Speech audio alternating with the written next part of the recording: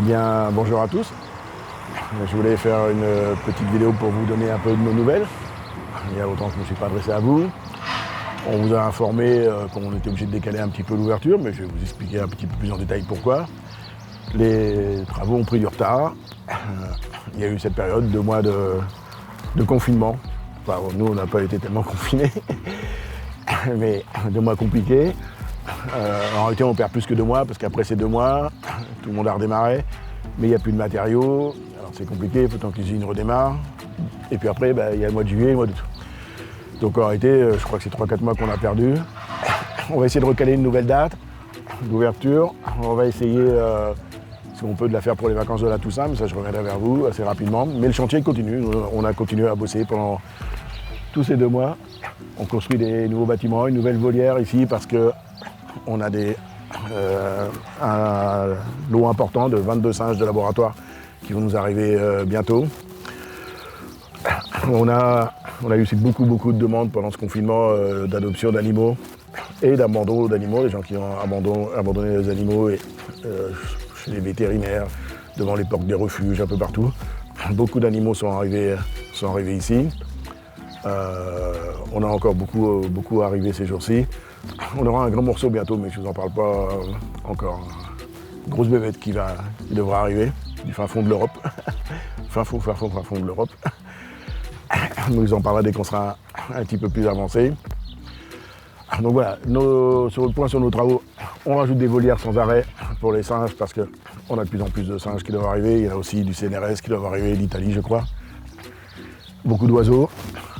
Nos soigneurs éléphants partent en formation là, à la fin du mois, enfin sont formés, mais partent faire connaissance du prochain éléphant qui va arriver en Allemagne. Donc ça veut dire que dans la foulée, il ne va pas tarder à arriver. Notre bâtiment otarie a bien avancé. On pense d'ici 10-15 jours vous faire assister à la mise à l'eau des otaries. Ça va être un très grand moment. On a dit avec Paolo qu'on serait les 2 premiers à se plonger dans le bassin, mais je sais pas parce que j'ai peur que l'eau soit un peu froide. Donc voilà, la résine, si le temps le permet, la résine se termine cette semaine. On raccorde, on met en eau, et dans quelques jours on met les otaries dedans, ça va être un très grand moment, et pour nous, et surtout pour eux. Voilà pour les nouvelles. Je vais aussi vous donner quelques nouvelles, on va aller voir Fripouille. Fripouille, ce petit Amara qui va de mieux en mieux, vous allez voir. Il y a des travaux, je vous le disais, qui grimpent partout dans sa cage, donc c'est très bien, c'est une très bonne nouvelle pour Fripouille. Je sais que vous avez été nombreux à le soutenir. Je pense qu'il s'est battu aussi pour vous et puis que l'équipe vétérinaire a fait un gros travail. Voilà, on va vous mettre quelques images des travaux et je vous retrouve dans 2 secondes au bâtiment vétérinaire pour voir Fripouille.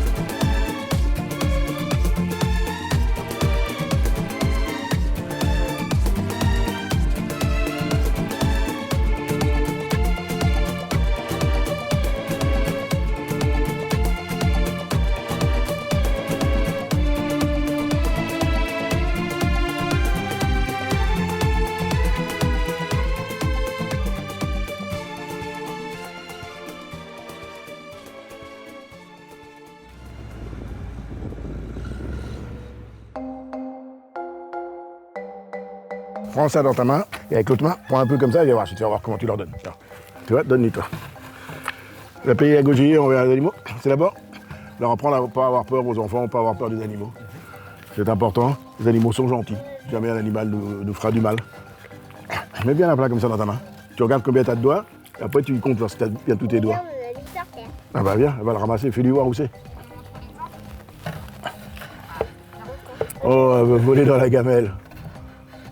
Le rôle de la tanière, c'est d'expliquer aux enfants, d'apprendre aux enfants à respecter les animaux. Voilà. On peut donner des petits granulés comme ça à une chèvre, à un mouton. Il y a des animaux qu'on doit laisser dehors, dans la nature.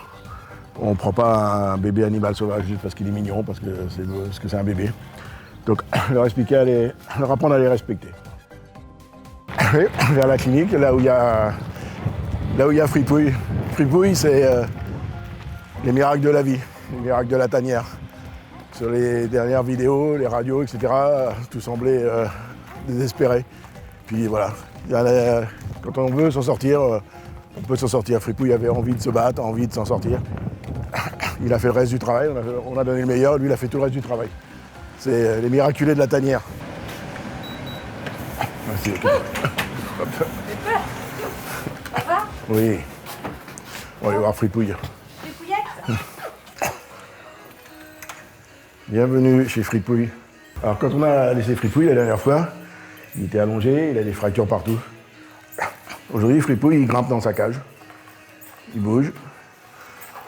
Il y a Amara juste à côté qui doit le motiver aussi, je crois, pas mal. Alors, Fripouille devait arriver, devait nous être amené par un vétérinaire qui l'avait récupéré. Et la veille, Amara est arrivé. Et depuis qu'Amara est arrivé, ça le stimule énormément. Il y a Blandine et Amara qui s'occupent de lui. Il mange, je ne sais pas s'il va nous le faire, mais il grimpe en haut de sa cage, etc. Il sera jamais un champion du monde, mais il a toujours un traitement adapté pour le remuscler, lui soigner, déjà qu'il est pas mal avec les fractures qu'il avait. Et il a surtout une nourriture adaptée qui va combler tous les manques qu'il peut avoir dans sa nourriture et dans le manque de vitamines qu'il avait. Donc forcément, ça lui a redonné des forces. Du Fripouille qui ne bougeait pas, qui est arrivé au Fripouille d'aujourd'hui. Tout change. Alors, c'est bizarre, il ne veut pas le faire aujourd'hui, mais hier, il grimpait partout. Non, mais si, là, il a pleuré, il y a du monde. Il a un petit peu peur, Fripouille.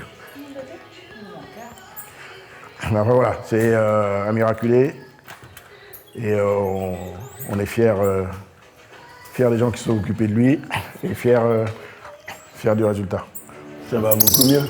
Ah, ça va beaucoup mieux, t'as vu? Elle m'a raconté. Oh oui, mon chéri. Bah oui, t'as un petit peu peur.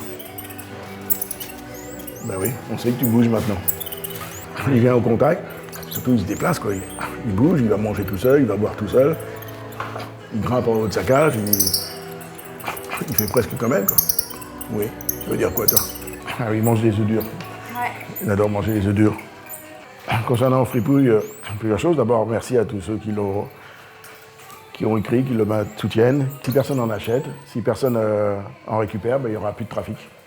C'est surtout ça. Le trafic, il n'existe que parce qu'il y a la demande. Donc, plus de demande, plus de trafic. Laissez-les là où ils sont. Ne les prenez pas. C'est vrai que c'est mignon, c'est une belle bouille. Oui, c'est facile à avoir. Mais si on ne sait pas faire, on obtient ça comme résultat. Et je suis persuadé que les gens qui l'avaient ne l'ont pas fait exprès, ne pensaient pas faire mal. Et encore, heureusement, ils ont eu la bonne idée de l'abandonner chez un vétérinaire qui nous l'a amené. Merci à tous ces gens-là, ces gens qui nous l'ont amené. Voilà. Ne les prenez pas, laissez-les. Prenez un chat, il y en a plein à adopter des chats. Prenez un chien.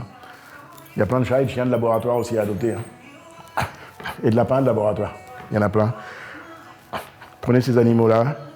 C'est bien d'avoir des animaux pour les enfants, mais laissez les animaux sauvages dehors. On n'ait plus jamais des cas comme Fripouille. On va mettre cette cage-là certainement à l'intérieur, mise en contact comme ça pour qu'ils puissent... comme on fait avec les singes. Comme on fait avec tous les autres animaux. Et si ça se passe bien, après on ouvrira la cage. Mais très sincèrement, déjà, dès lors qu'on le prend dans les mains et qu'on le met au niveau de la grille comme ça, on voit bien qu'Amara vient et la première chose qu'elle a fait, la première fois qu'on l'a fait, elle l'a léché, quoi. Ouais. Je pense qu'on va mettre tous les deux un jour dans une volière, ils sont les plus heureux du monde. Ça va être notre challenge. Non mais c'est rare. Oui, mon bébé. Il n'est pas peur. Donc à la tanière, voilà, que ça fasse 300 grammes ou 5 tonnes, il y a la même attention. La même attention. Peut-être qu'il y en a même plus quand ça fait 300 grammes. C'est inversement proportionnel. Merci à tous pour lui parce que voilà, ça évoque bien la mission de la tanière. On est là quand il y a un vrai besoin. On ne juge pas les gens qui l'avaient ou pas. On dit juste qu'il faut arrêter d'en prendre. Voilà. Donc voilà, faites comme nous, respectez la nature et elle nous respectera aussi un peu plus, je pense. Nous, on va continuer notre chemin, on va continuer les travaux. On vous tiendra informé régulièrement. On espère pouvoir vous accueillir à partir des vacances de la Toussaint. On vous le confirmera dans quelques jours. Et puis on va revenir vers vous très vite avec des nouvelles arrivées d'animaux où là aussi on va avoir besoin de vous, je crois, très fort. À très vite.